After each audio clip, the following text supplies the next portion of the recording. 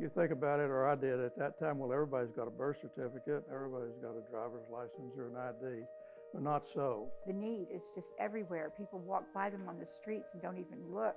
They're like invisible, but they're not. In today's world, if you don't have an ID, you can't legally rent an apartment, you can't legally get a job, you can't legally apply for government assistance.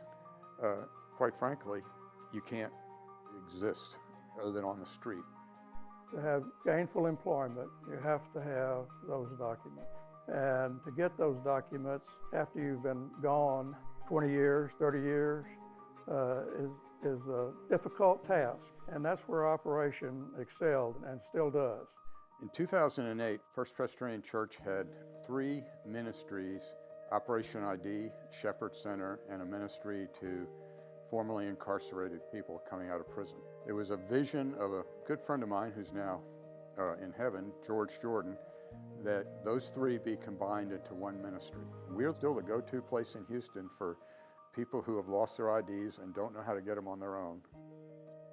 It is a heartwarming thing to see a person look at his birth certificate or her birth certificate after not having one for years and years, and they've got it in their hand. That's who I am. I can move forward now. It was kind of crucial, and it was a great way for me to move that barrier towards moving forward. I felt like I was a part of the real world.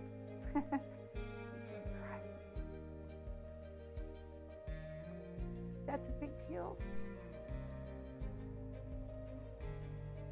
Many years ago, on a Sunday morning, Phil asked me if I might be interested in a volunteer opportunity at Operation ID.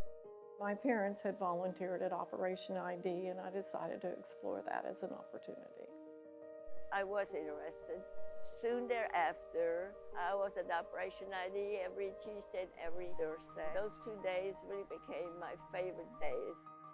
I've always been an active volunteer, and I think that's because it was encouraged in my family. It's just the right thing to do to help others.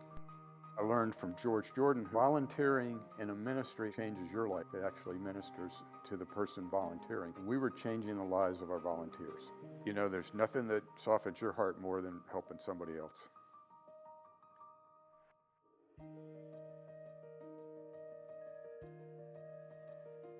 They're no different than me. They just had a different upbringing for the most part. He worked tirelessly.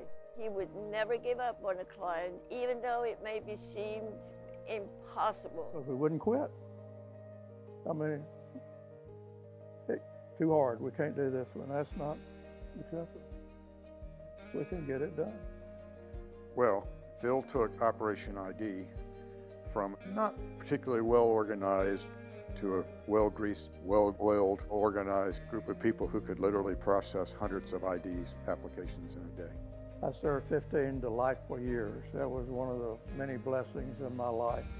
And volunteering in Operation ID, you count your blessings every day. But for the grace of God, I'd be on the other side of this table.